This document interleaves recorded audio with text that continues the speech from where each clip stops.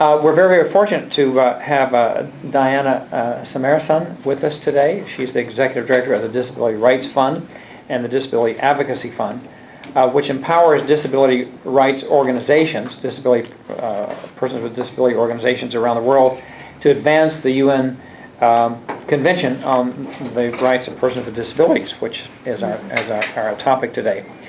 She has 15 years experience in disability, international health, and human rights issues. She's a graduate of the Kennedy School. She also holds an advanced degree in psychology.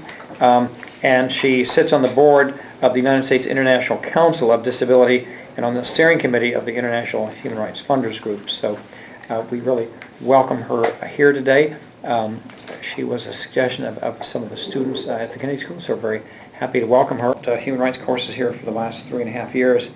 And when I've taught at other universities, I'm fairly new to academia. I've been an activist, but I taught at the University of San Francisco, for instance, 2 summers ago, and I got a letter saying this student has a learning disability. She has a hard time with assignments that are time sensitive. If it's possible to accommodate her and let her make audio-visual presentations instead of written ones, that would be appreciated. We worked it all out. It turned out she was one of the best students in the class, and even her written paper was, she had to have an extra week, but it was the best written paper of the class. But I've never gotten any letter like that ever here. I don't know if they don't accommodate students with learning disabilities, or I've just never had any experience like that here, so it made me wonder what's going on here. And Aaron and some other students last year began asking these questions as well, Kavitha and Sarah. So we're beginning to ask some questions here about what's going on here. So perhaps you'd like to introduce yourself as well? Hi, first of all, I apologize for being late. My name is Chris McConnell. I guess we're supposed to talk about the reason we're here. Your interest in disability. My interest would be I'm a parent of a severe special needs child whose issues branch many categories. I am definitely interested in pediatric medical transitions. I'm interested in the blind. He attends Perkins, and through Perkins I've learned about many of their outreach opportunities on a global basis and the extent of the global needs. So. And Chris is a former colleague of mine from Fidelity Investments, where she was a very, very successful investor. Recently retired. She recently retired, yeah. Okay. Well, thank you so much for sharing your interest in this arena with me.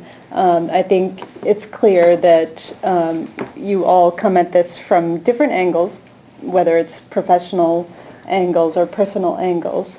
But what is also clear, and you may have talked about some statistics before, is that disability is not that far away from any of us, because 1 in every 7 people has a disability of some kind or other. And I'm going to get into some definitions and some other statistics just to make sure we're on the same page, because I haven't been in your previous classes and your study groups, and I'm not quite sure what you've gone over already. But before I do that, I just want to tell you a little bit more about myself and why I'm interested in this arena. I came to disability rights first from being a psychotherapist. That was my first career. And I worked in the Russian-speaking community in San Francisco, creating programs for Russian speakers. And I had also spent quite a bit of my early life in Eastern Europe, and particularly in the former Yugoslavia. When the wars started happening in the former Yugoslavia, I felt that I needed to go back there. And so I eventually got a job as a mental health coordinator for the American Refugee Committee in Skopje, Macedonia in 1999, Kosovo crisis. When I was there, I was working with other mental health providers, local mental health providers, and they were trying to move the system from a institutional-based system, which it used to be very much here. So everybody who had a psychosocial disability or even a severe disability or an intellectual disability is placed in institutions rather than community-based care. So they were trying to move from an institution to community-based care. I went along with them to see, well, what are these institutions like? And I visited quite a few, for children, for adults, for women, for men, and I was shocked. I was really shocked. I saw children who had been tied to beds for years so that their limbs atrophied and they could no longer stand up. I saw women in a ward being fed their lunch from the same bucket that the floor was washed from. I saw men stuffed into a room a quarter this size, 25 men, for years at a time, which had no windows in the winter. I saw children's wards which were open to adult wards so that abuse of all sorts was rampant. I heard stories about women who had been put by staff in the same room with men for the purpose of rape as a kind of a cure. There were horrific things occurring in those institutions, and that's when the light went on for me. I said, this is a rights issue. This is an issue about dignity. It's an issue about personhood. These people were not being treated as people, as humans. And that is really the issue at the heart of disability rights. So I've been invited here to talk about the new Human Rights Treaty, not so new anymore, about 5 years old, on disability, which is the Convention on the Rights of Persons with Disabilities. Because of my work as the director of the Disability Rights Fund and the Disability Rights Advocacy Fund, whose growth has paralleled the growth of the convention, we're also 5 years old. And we are a collaborative grant maker, a collaboration between donors and the global disability rights community, which directs funds to persons with disabilities who are fighting for their rights in 26 countries in the developing world. But I think I've also been invited here because of the unique role that the disability community and the CRPD, that's the Convention on the Rights of Persons with Disabilities, potentially have in progressing the centrality of human rights principles in public policy development, which is what the Carr Center is about, and hopefully also integrated more deeply into the Kennedy School community. So what I want to do, as I said, is to define some terms, throw out a number of facts and statistics about disability in the global context that will give you an idea of why disability is important to public policy, internationally, domestically. Explain how a paradigm shift in thinking about disability resulted in this treaty. And then, so we don't get stuck in the details that don't make a difference, talk about operationalizing the treaty and use the example of my fund to talk about that, and specifically address the principles by which we operate, and through that get at the principles of the convention as well.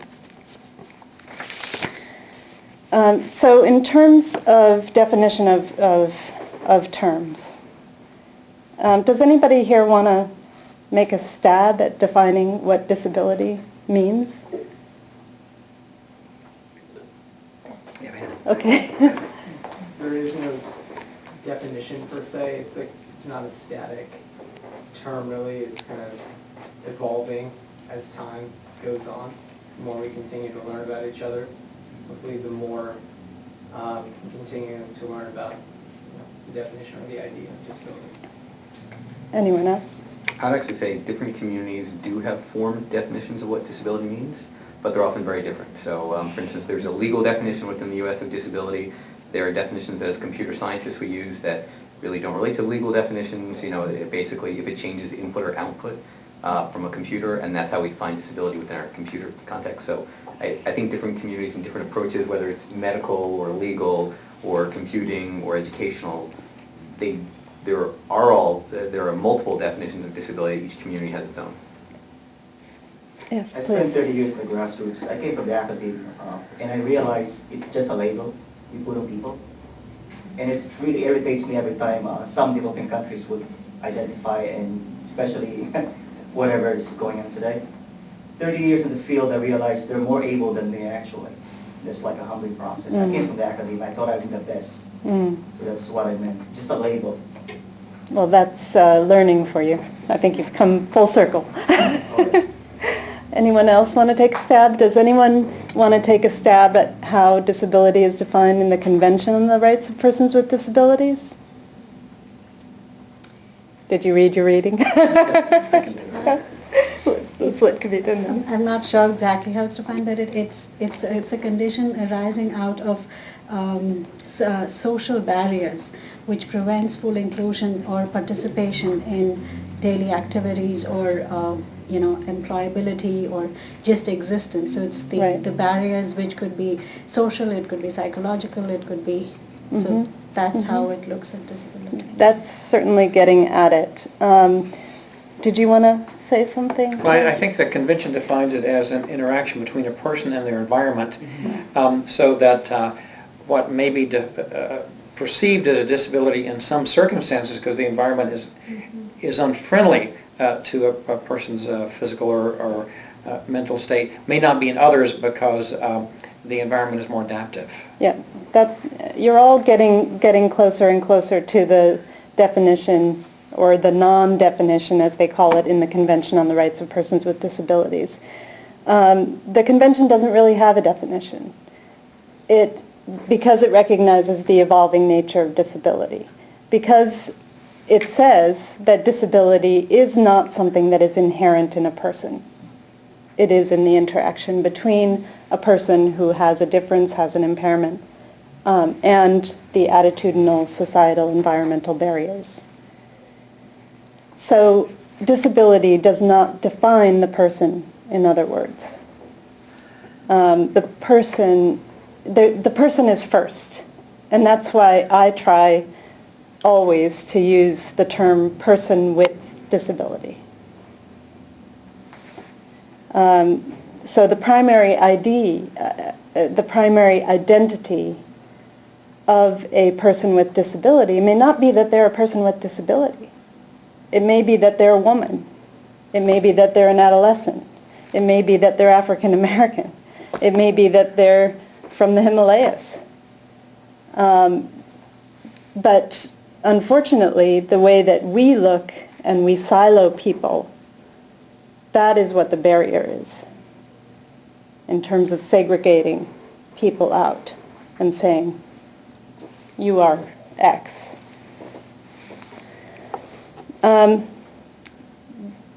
In 2011, the World Bank and the World Health Organization came out with the World Report on Disability.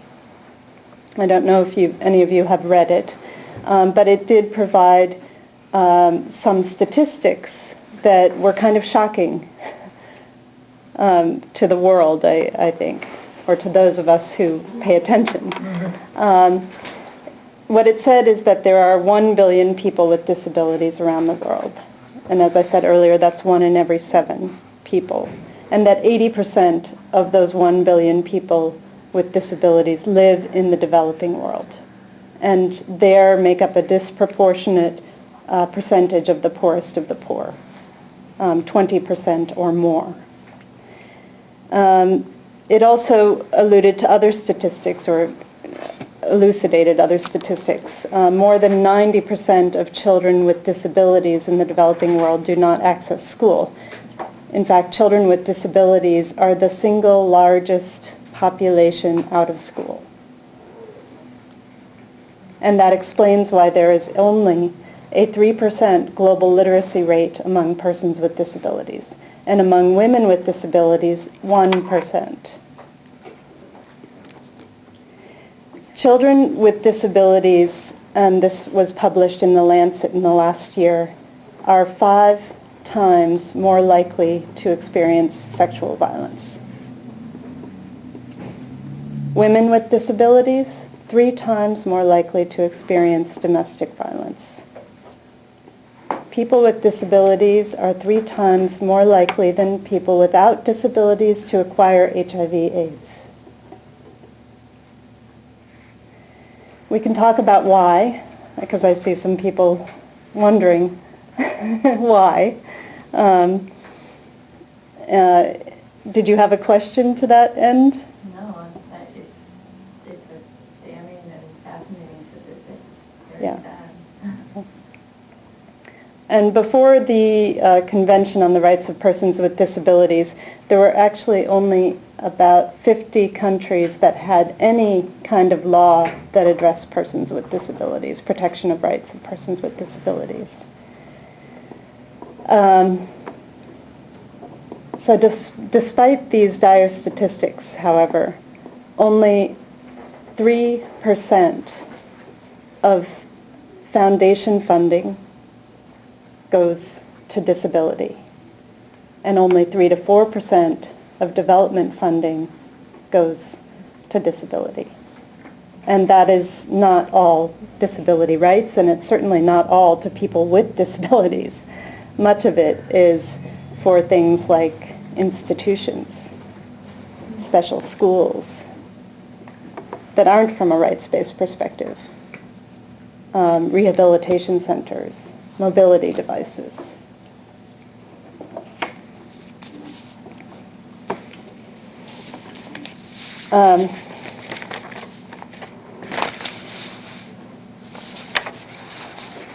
So I want to explain now how the paradigm shift in thinking about disability resulted in the Convention on the Rights of Persons with Disabilities.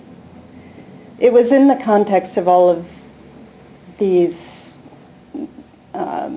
dire straits, let's say, for people with disabilities, that the process to draft a comprehensive and integral international convention to promote and protect the rights and dignity of persons with disabilities was started by Mexico in 2001. After 8 sessions, which makes it the fastest negotiated treaty ever, the convention was adopted in December of 2006. And in May 2008, after the first 20 ratifications, it entered into force. It now has 158 signatories around the world and 137 ratifications. That is a very rapidly ratified treaty. One of the many unique features of the convention was the process towards its adoption. Unlike other treaty processes where NGO representatives, civil society representatives were only allowed a limited role, I'd say due in large part to activism on the part of the disability community, civil society was given a much broader role in the development of the Convention on the Rights of Persons with Disabilities. For example, it was the first time that civil society representatives were allowed to participate as equal members with government representatives in the development of the draft treaty text. Fully 1/3 of the seats of the working group that developed the text of the treaty were reserved for people with disabilities themselves, and that was unprecedented. I'd like to contrast that to the convention to ban landmines, which was begun by NGOs and led by NGOs, but at a certain point we had to defer to nations that were involved in that issue and were essentially shoved aside, and so really had a sometimes consultative role, often no role. That was we're not allowed at the table, certainly, at any time during the negotiations. Yeah. So the treaty really changed the way that human rights treaties are developed.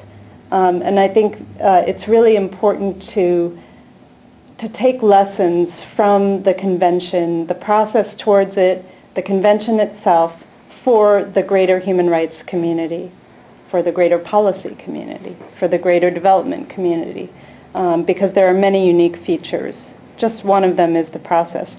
Louise Arbour, who was then the High Commissioner for Human Rights, characterized the process as one of the most successful collaborations between state civil society organizations, national human rights institutions, and intergovernmental organizations in any UN forum. The participation of people with disabilities themselves was recognized not only in the process towards the convention, but also in the text of the convention as a principle, an obligation, and a right. So Article 4.3 of the Convention on the Rights of Persons with Disabilities specifies that governments need to include persons with disabilities and their representative organizations, which are called disabled persons organizations, in implementation and monitoring of the treaty, and in all decision-making that affects them. So at the base of the convention is the principle, the right of participation. The convention, with its aim of ensuring full equality and inclusion and achieving development goals, is the most comprehensive treaty to date because it reaffirms the indivisibility of rights. When I say that, I mean economic, social, cultural rights, civil, political rights.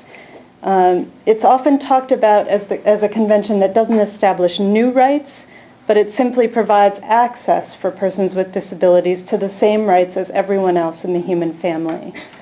In other words, it sets forth the material conditions that are needed for persons with disabilities to enjoy and exercise the same rights that everybody else has. So what are some examples of that? For example, deaf people. Well, without provision for alternative modes of communication, their right to speech is meaningless, right?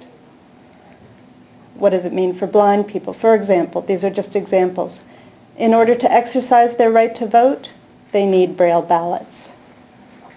So there are material conditions that are necessary to exercise the regular rights that we all have or all should have as citizens. We all don't necessarily have them. It is also the only international convention with a standalone article on international cooperation, and that's Article 32.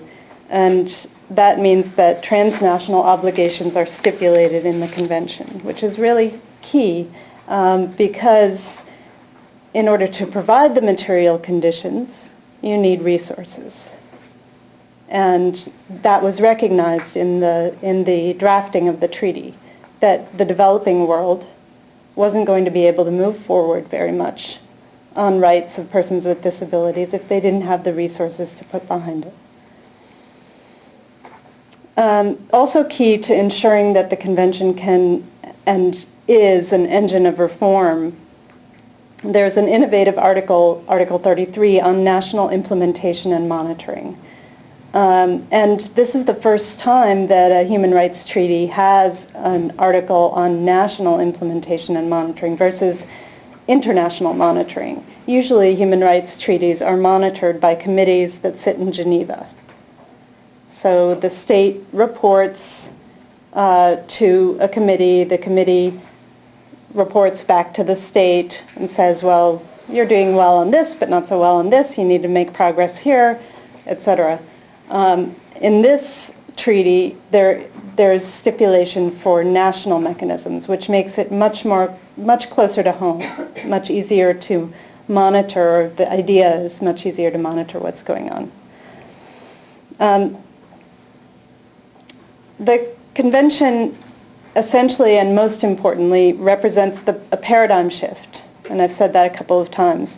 And what do I mean? Well, I mean that persons with disabilities too often are viewed from a medical perspective, from an object perspective, where disability is the object for intervention, or the persons with disabilities are object for charity. And the paradigm shift is to move that to a social model or a rights-based model where persons with disabilities are subjects and they have rights, they're empowered, they're rights holders. As Gerard Quinn, who is a lawyer and who is from Ireland and was one of the people who was key to the development of the convention, as he says, the key message of the convention is that persons with disabilities are no longer to be viewed as objects to be managed, but as human subjects deserving equal rights and respect. And I'm sure all of the parents in the room have, I mean, even I'm a parent too, but my child doesn't have a disability. At least she's temporarily able-bodied, as the disability world puts it. Temporarily able-bodied and temporarily able-minded, as we all are. I know that for every parent, it is an issue, whether your child has a disability or not, of whether your child is fully a subject and can exercise their full rights, right? It is even more of a trial when your child has a disability and is viewed by others as not capable of exercising their decisions. So how does the machinery of the convention, including formal recognition that self-representation is essential to rights fulfillment, become reality? So I'm going to talk about operationalizing the convention through the lens of the Disability Rights Fund and the principles by which we operate. And I know not all of you come from the human rights world, and I may be speaking up here for some of you. So please feel free to stop me and ask questions. Maybe I'll ask right now. Does anyone have a question on anything that I've said? Yes. Self-representation is the way to, what were you saying? It seems to me that a lot of the disabled don't have the capacity to self-represent. So the disabled of the disabled are kind of carved out of this. You mean the people who are most severely disabled? And Cognitively. the majority of people with disabilities actually can self-represent. Mm-hmm. And I think there are only, the idea behind the convention is that everyone, and there's an article that I didn't mention that is really key to the convention as well, which is Article 12 on legal capacity. And it affirms that everyone, regardless of what disability they have, or if they have a disability, has legal capacity. That means that they should be recognized as a person who can make their own decisions. They may need support to make those decisions, but they should never have that decision-making power taken away from them. And that contrasts very strongly with how most countries operate right now. Many, many people with disabilities have their decision-making power taken away from them through guardianship. They are either fully unable to make decisions, or they have parts of their decision-making capabilities removed from them. The convention says that that is not the way that things should be. And I don't know if you had a chance to read Amita Danda's article, but she touches on the learning from the convention that everyone, the recognition of the convention, by the convention, that everyone is interdependent. And that simply because you need support does not make you incapable. Okay, so we all use support in making decisions. I know some of us would like to think that we, pull ourselves up by our own bootstraps all the time, but I really doubt that that's true.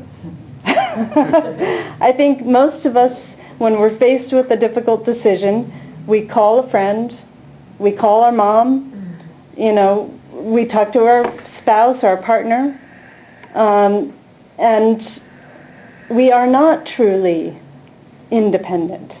We are all interdependent. And the convention recognizes that that doesn't mean that you are incapable of making a decision. It means you need support to make the decision. And just because you need support doesn't mean that you should have your legal right to make a decision removed from you. This is very challenging for people to think about. For example, one of the things that some of our grantees fight for is the right to vote. And people with intellectual disabilities, people with psychosocial disabilities around the world want to vote. People struggle with that idea. Why? Why would you struggle with that idea? Actually, I just wanted to mention that and then smile because you just addressed that. Because this was something that was an interesting discussion Amita Danda has addressed this, and also in Hungary, the right to vote, it went as a legal case to the European Union, the European Commission of, of Justice, because with psychosocial disabilities, so someone who was bipolar was denied the right because there's legal guardianship. But that's something a person can decide to vote. But it's just a blanket where any small criteria can put a complete blanket ban. But, a person with bipolar is not in any way different from the average person and can take, but it's just a... But what about somebody with an intellectual disability? So even with an intellectual disability, as Amita Danda says, there are gradients of that, and all of us depend on others. So even, we as even as children, yesterday I was reading this book, The Political Brain, our family values affect the way we vote. So we are interdependent on how our family guides us and how we perceive. So everyone is guided. So there are gradations to that, and how we can completely eliminate the right to self represent is something that is just robbing them of that right for determination. I mean, the idea to say that a person with intellectual disability should not vote because of some idea that they can't rationally consider the choices would be, let's put all of us and everyone else up to that same test, okay? How many of us believe that everybody rationally considers everything when they vote? How many people who vote rationally actually consider, make rational considerations? Not many. Many vote the way their friends are voting, the way their parents told them, the way their husband told them. There is actually no rational reason why we should deny people with disabilities the right to vote. In the 1860s, when the women's suffrage movement was only about 20 years old, there was a lead article in the Harper's Gazette written by a man that said that women weren't smart enough to vote, that they really weren't well educated and didn't understand the issues. And a woman named Lucy Ward Howe wrote a stinging rebuttal to that, saying, if you look at the stupid decisions men have made, the stupid people they elect, and the stupid dilemmas we find ourselves in with things like the Civil War, that maybe women should be allowed to vote and men shouldn't be. So, this is an old argument about denying someone the ability because of thinking that they're not smart enough. Yeah, exactly. Yes? Several years ago, I was helping a person in Chelsea to vote. She is approximately 48 years old. And I didn't realize it's illegal for them to vote in Massachusetts. I was shocked. It's in the application form. And I was just stunned, and I said, wow. That's all I said. It's illegal. It says illegal. Yeah. What's illegal for someone with a disability to vote? To vote. Yep. With an intellectual disability. Intellectual as well as any kind of disability. If you review that voting form, it was a fine print. And I asked the person helping with this registration, and she's capable, actually, very capable, because I've been with her for 3 years. She volunteers here at the museum of Harvard, and I was just shocked. She said she can't because she has a guardian. That was their argument. Yes. It was shocking. This is Massachusetts, the most civil rights-oriented state in the whole of America. Maryland started this one way back during the Clinton administration. I worked for CHS Centers in Maryland. We initiated for them to vote in Maryland, and this is Massachusetts.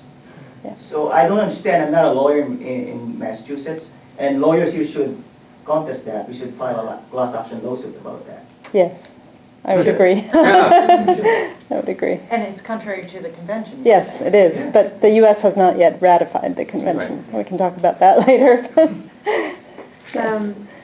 Thank you so much. Really quickly, I was just curious about the organizing tactics of NGOs or disabled person organizations in getting their presence into the actual room when the convention was being considered. Do you know the story behind that?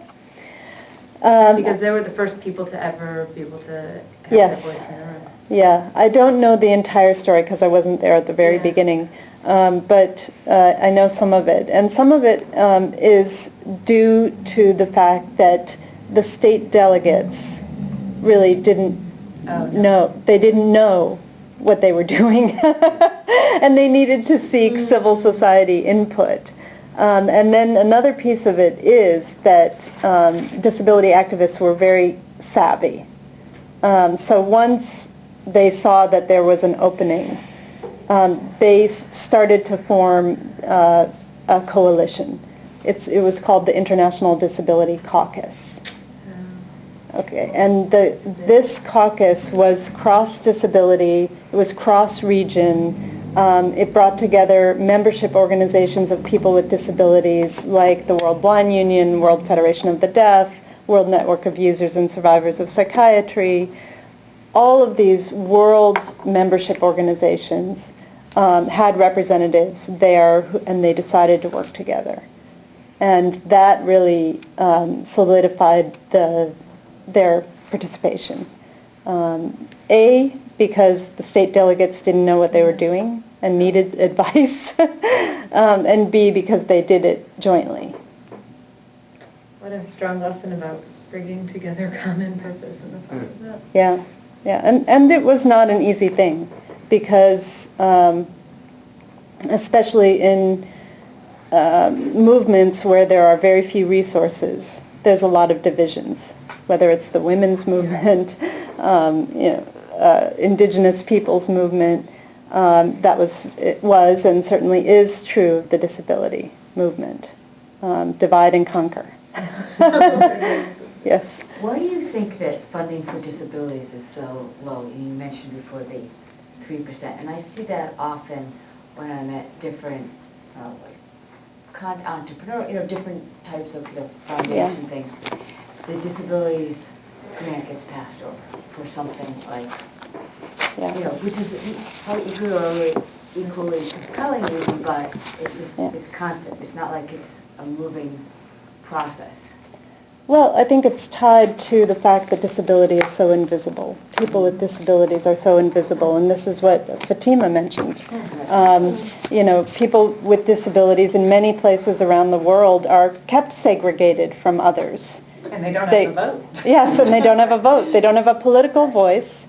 They're kept segregated from others in these institutions or in people's homes because they cannot leave. There is no accessibility to get out into the community. There's no infrastructure for participation, whether it's just to get out onto the street or get into a school or use the internet.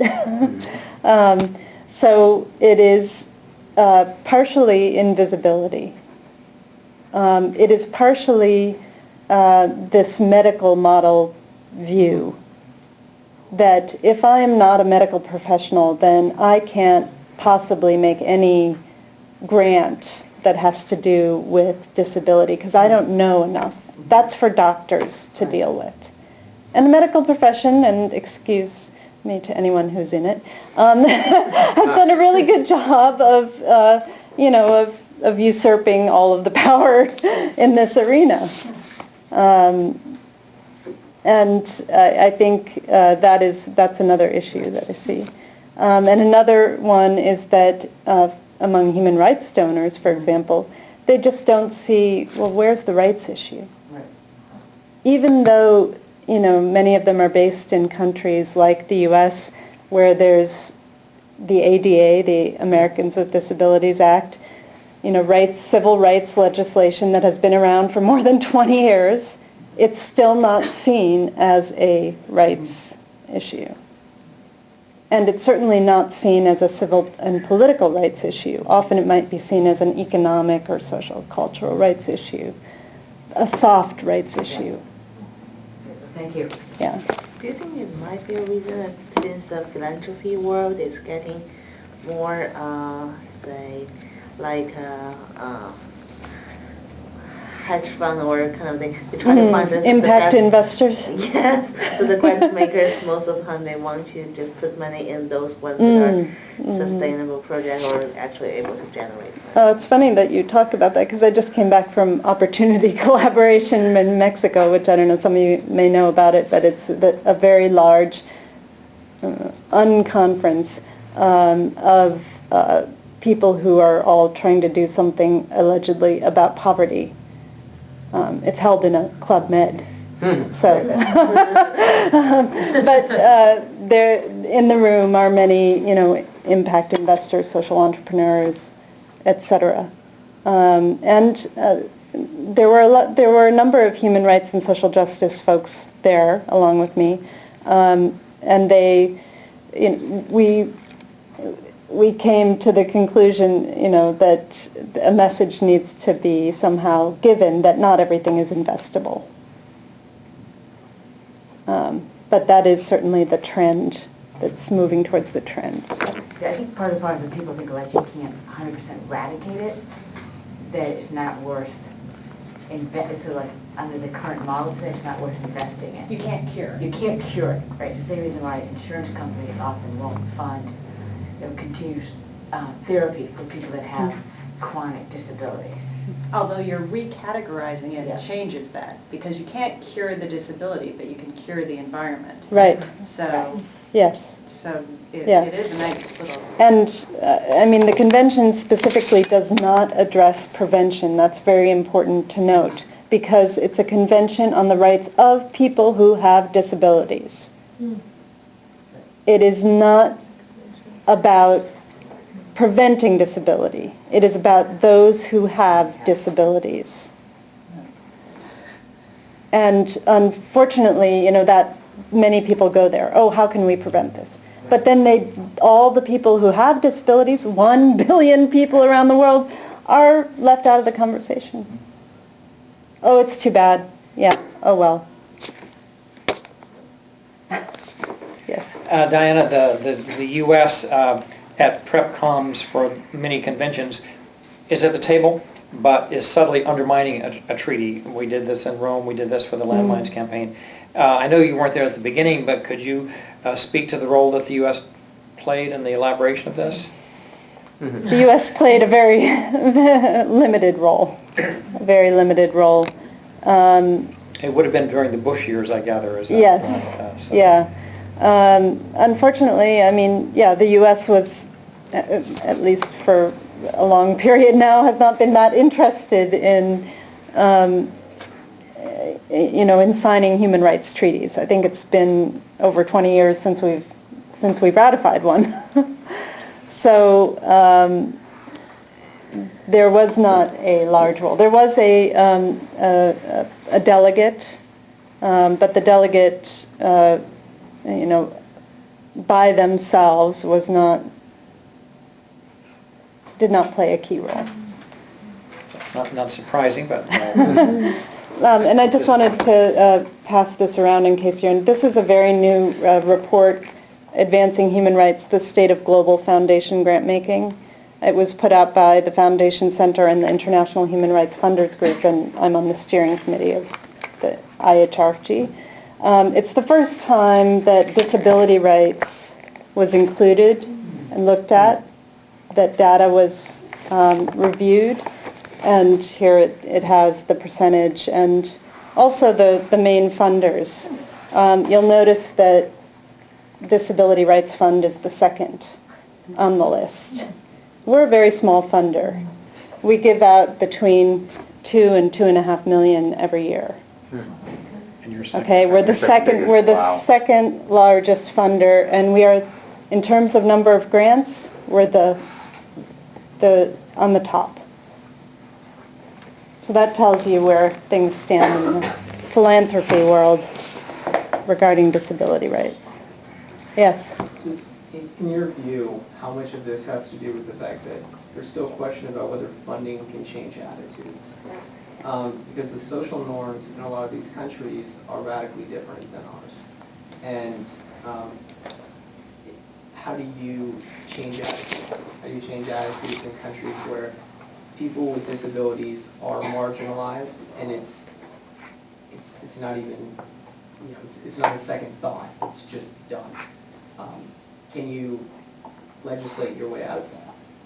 Can you sue your way out of that? I think you can, to some extent. And also, I'd beg to differ with you that things are a lot different here. I mean,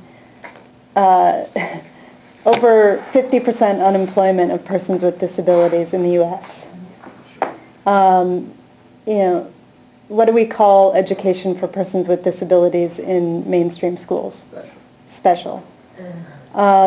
Who is the group of kids who are most severely punished in schools? Children with disabilities. What is the largest group of juveniles in juvenile detention? Juveniles with disabilities. Okay, I mean, it's not that different. It may look prettier on the outside. You know, we may have the curb cuts, we may have some more visibility, we have some legislation, but really, we're not that much further along. In the CRPD, there's a provision about the right to life. Now, that may have been misinterpreted by the United States just a little bit. But it is recognition that in some countries, right, there is not necessarily that right to live. Because in the United States, you do have the right to live. Do we? I mean, I think we do. I mean, there's a huge issue that is yet to be addressed, and if anybody wants to go into this area, I think it's a very interesting one, is where women's rights and the women's right to choose meets disability rights and the right of someone with a disability to live. In how many, you know, what is the largest proportion of babies, fetuses that are aborted? Tries me. So, I mean, it's an interesting area. I can't yet have an opinion because there's not enough, there's not enough literature out there, there's not enough discussion out there. I think it's a really interesting area that we need to go more into. But in many other countries, there is not that option to abort that fetus, or even to know that that fetus has a disability. So, do children with disabilities have the right to life in the U.S.? I mean, that's a very specific question. It is. And I think it's such a broad provision. And it's a very controversial one. Exactly, that it can be construed so many different ways. Yes. And I think, at least in my experience, and what I've been told, is that was a real barrier for the United States and for some other countries as well. What was your experience as far as the different countries with the CRPD and that provision? I would recommend reading an article in the SIR Journal on Human Rights by Marta Schaaf that talks about that specific issue, and there were numerous negotiations around the right to life and also health rights for women with disabilities, because so many state delegates in the room, you know, were coming from a very conservative perspective. Thank you. Yeah, but it's an in-depth area that needs to be addressed. So I wanted to build on that question. So the U.S. might not have ratified, but at least the Americans with Disabilities Act makes access, to education, to employment, or at least removes most of the barriers. But there are a lot of countries which have ratified. So how do we view ratified versus compliance? Because how do we measure compliance? So though they may have ratified, they don't have even minimal access or and Ratification is the first step. It's only the first step. And it is a very difficult step to get to in some places, to even convince a government to ratify the Convention on the Rights of Persons with Disabilities. So it's an important step to have your government accept the treaty as their jurisprudence, really. That's what ratification means, although in the U.S. that it doesn't mean that quite. So there are many other steps beyond that. So post-ratification, states are obligated first to submit what's called a baseline report on conditions for persons with disabilities to the Committee on the Convention on the Rights of Persons with Disabilities in Geneva. They're supposed to submit that baseline report within 2 years of ratification. And basically there is a format for the report. They have to report under each article of the convention where things stand. Civil society can also report to the committee. And so that gives the opportunity for people with disabilities and disabled persons organizations to take a different view to what the government says, because governments, as we know, sometimes embellish the actual circumstances. So the committee reviews all reports that it gets on a particular state, and then it comes out with a list of issues that it asks the state to address in a presentation to the committee in Geneva. So, and how, does the convention provide, or does the convention talk about who goes and measures whether there is compliance, or is it self-reported eventually every year? It's self-reported first at 2 years and then every 4 years after that. And then because a nation has ratified that treaty, it means when that nation's turn comes before the Council on Human Rights every 4 years, where all of their obligations under all UN treaties are reviewed publicly, and where there can be a shadow report provided by NGOs of organizations with persons with disabilities or by other civil society groups. There's a chance to shine a spotlight on the government's performance with regard to any of the treaties it's signed. So there's a chance to kind of hold them accountable in public every 4 years. Yeah.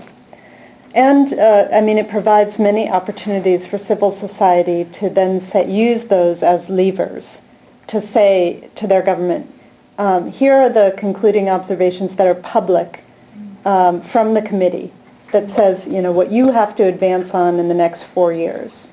What are you doing? And to use media, to use other means of advocacy to make public what the government is or is not doing. So it is a lever towards change. Let me just, because I see we're getting, time is flowing. So let me just turn to a little bit of explanation of what the Disability Rights Fund does, which might help in understanding what is being done now that the convention has been adopted and has entered into force. So I wanted to talk about this using principles of the convention and also principles that we adhere to as a fund. The first principle is respect for inherent dignity, individual autonomy, and freedom to make one's own decisions, one's own choices.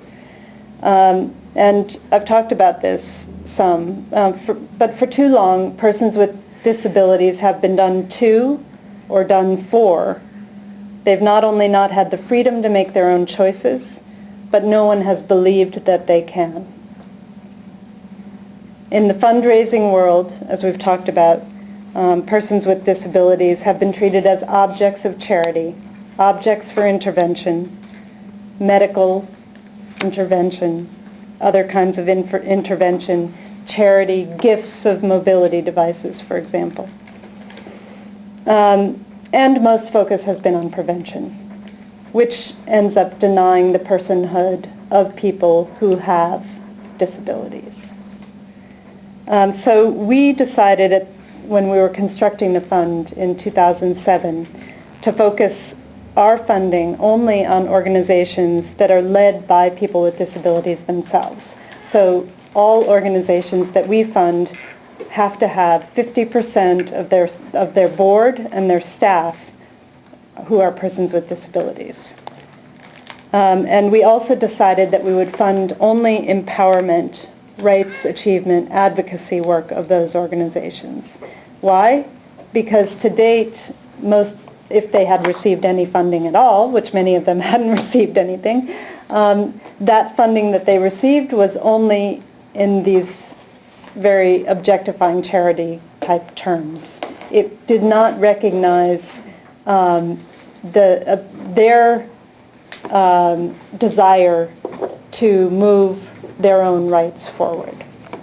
Even though most of the mission statements of every disabled person organization that I have encountered has self-advocacy as a piece of their mission statement.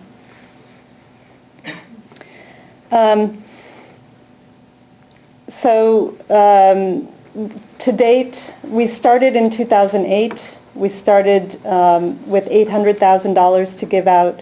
We identified 7 countries in 3 regions of the world, 3 countries in Africa, 3 in Latin America, 1 in Asia. And we ended up giving that $800,000 to 33 different organizations run by people with disabilities. This summer, we've just given out our 10 millionth dollar. We've given money to over 450 organizations in 26 countries around the world. So one of the things that people asked at the very beginning, and donors certainly asked, was, we don't know anything about, are there organizations out there? How are you going to find them? What are they doing? Are they doing anything? There are a million organizations out there of people with disabilities. The way that we approached it was to partner with the International Disability Alliance, which is the evolution of the International Disability Caucus that began during the ad hoc committee meetings that were leading up to the UN Convention. So the International Disability Alliance is an alliance of membership organizations, the ones that I mentioned before and many more, like World Blind Union, World Federation of the Deaf, and also regional organizations of disabled persons organizations, regional membership organizations. So we partner with them. They provide to us nominations for our global advisory panel, which is 12 members, the majority of whom are people with disabilities from the regions where we work. Our global advisory panel makes recommendations to us on what priorities to address on our grant-making strategy. And then 4 of those advisors sit together with donors and finalize our grant-making strategies and also make decisions on the grants. So at governance level, at advisory level, and at our staffing level, and we're now 9 people, the majority are people with disabilities in the functioning of the fund. And that is the second principle that I wanted to address, which is full and effective participation and inclusion in society. So we recognized from the beginning that we can't try to support participation and not do it ourselves at every level. It's not only a matter of principle, though. It makes sense. It makes us effective. It makes us efficient, because who better understands what the priorities are than people with disabilities themselves? Who better understands how to make grant-making accessible to the wide variety of people with various impairments than people with disabilities themselves? Who better has contact with organizations of people with disabilities than people with disabilities themselves?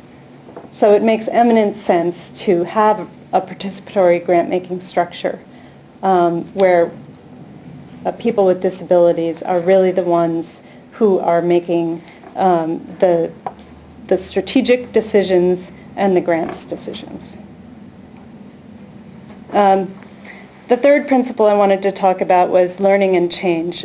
We see ourselves as a learning organization, and I think that's very important, especially in this arena of rights, which is very new. So we make a commitment that everyone learns. We're a pooled fund, bringing together different types of donors. We have 7 major donors at the moment. That includes 2 governments, 4 private foundations, and 1 public charity. So everybody is coming at this from a different angle. It is quite a unique structure. You don't often have governments working with private foundations with public charities. But everyone is at the table. We work by consensus, and they're at the table not only with each other, they're at the table with representatives who have been put forward by the international disability, the global disability community, who has the same decision-making power as they do. And this is very, very important, that we all learn from each other. The donors didn't know at the beginning what there was out there to fund, who was out there to fund, how to fund it, what was the priority. They needed to learn. People with disabilities, the leaders from the disability community, and we have a rotation, so people with disabilities are rotated in. They didn't know donors.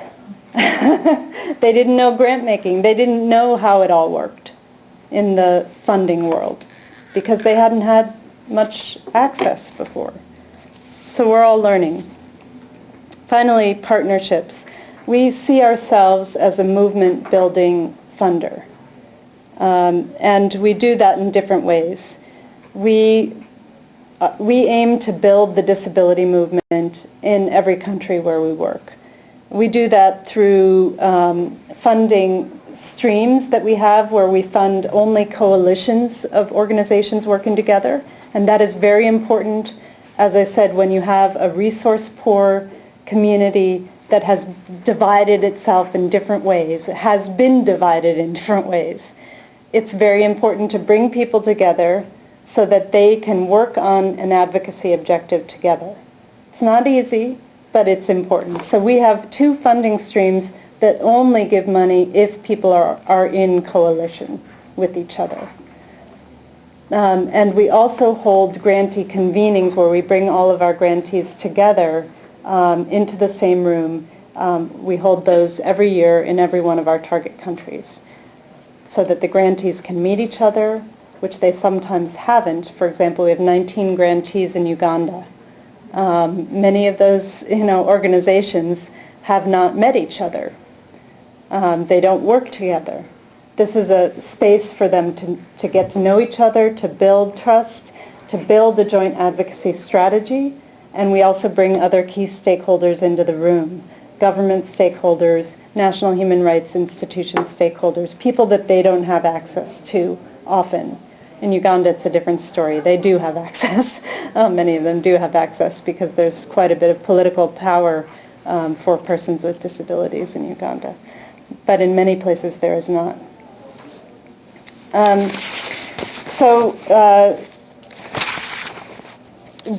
That gives you just a sort of the philosophical, the principle basis from which we work. And I really don't have time probably here today to go into all of the details, but I'd love to field some questions. And I also brought our report, our most recent report called 1 in 7, How 1 Billion People Are Redefining the Global Movement for Human Rights. And I brought my card, so you can feel free to contact me. And we've also produced this, which is called Beyond Charity, A Donor's Guide to Inclusion, because another piece of our work is to advocate to donors and grant makers to include persons with disabilities in what they're doing. And before we get into Q&A, let me be a champion for her website, which is very inspiring. You can spend a lot of time navigating it, find a lot of wonderful information, be inspired. I recently tried to contact someone who was part of a large NGO based here in Boston, and there was no way to contact anybody in the organization through their website. It was all go to info.org, but you couldn't contact anybody. Diana's email is right there. I wrote to her within 7 minutes. I had a response from her.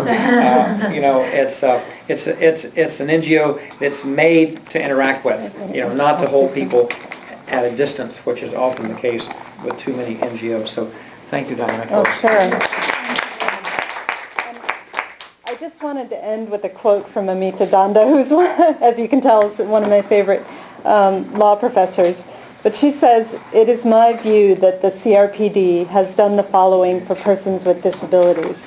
It has signaled the change from welfare to rights, introduced the equality idiom to grant both same and different to persons with disabilities, recognized autonomy with support for persons with disabilities, and most importantly, made disability a part of the human experience." And I think that's really key. We all need to recognize that among our families, among our friends, among our colleagues, in us, disability exists, right? It is part of the diversity of the human race. We're talking about humans, we're talking about people, we're talking about human rights. We need to bring people with disabilities fully into the room.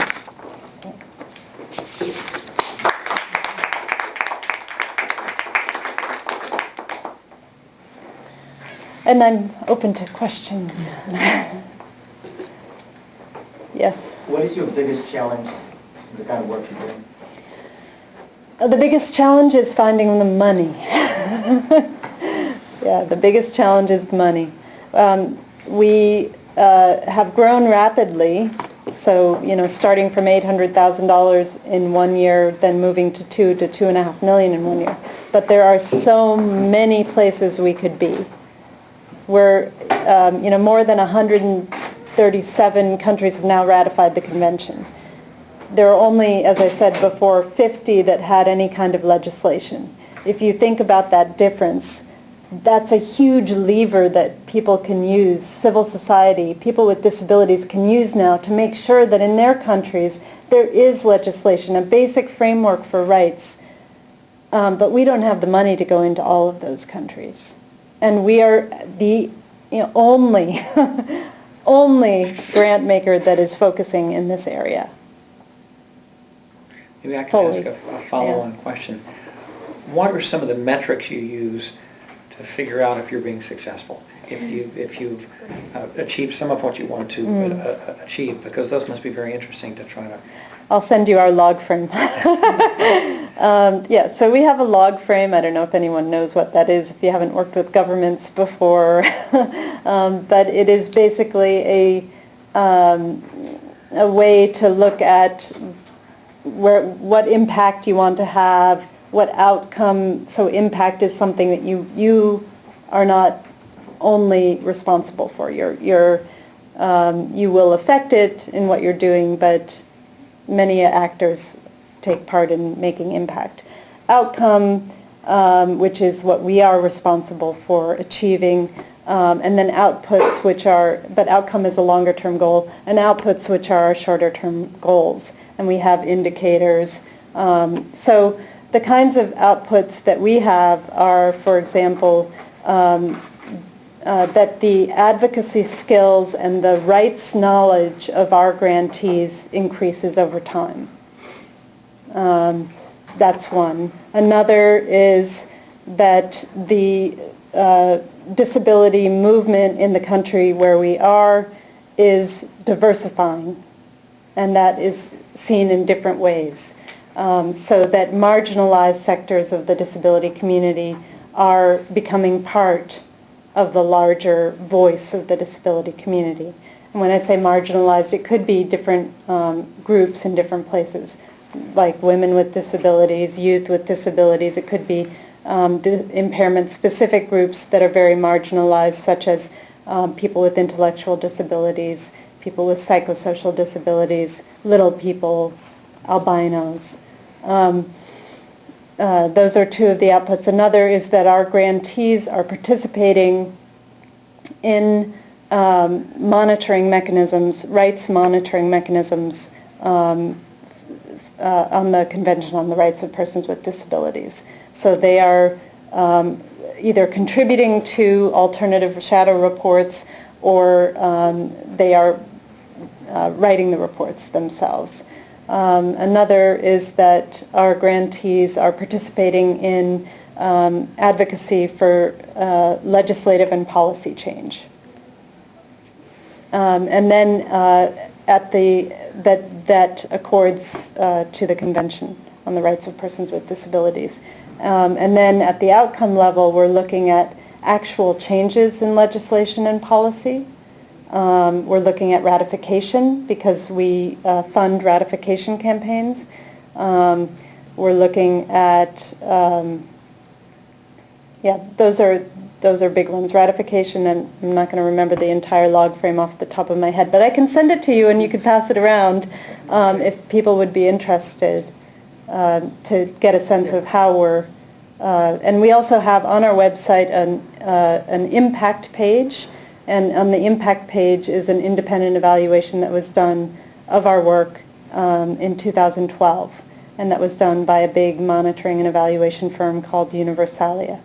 And so that could also be interesting to you to get a sense of how somebody outside of the fund sees how we're progressing towards our goals.